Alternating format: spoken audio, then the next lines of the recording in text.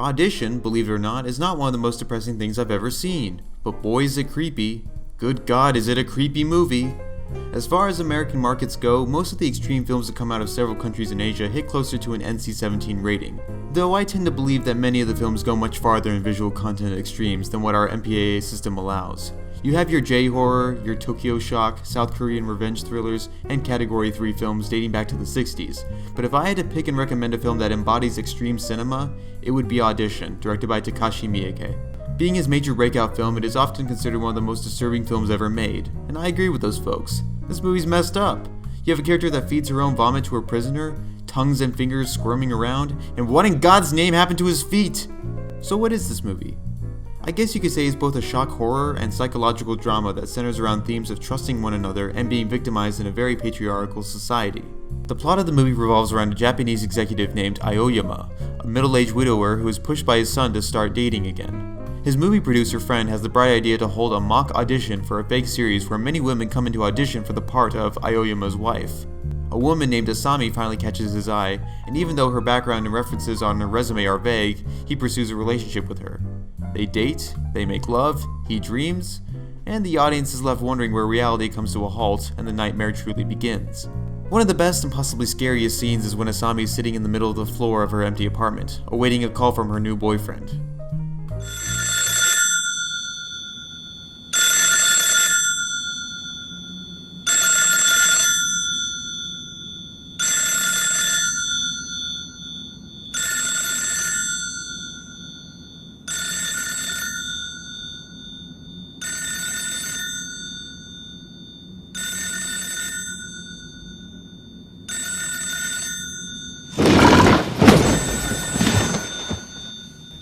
But for Miike, these characters become his chemistry set, and what matters to him eventually is that we get to go deep down into the recesses of the mind. The film starts off as a trap in disguise, as an intelligent and scathing romantic comedy about generational differences and lost fantasies of the past finding their way into the present.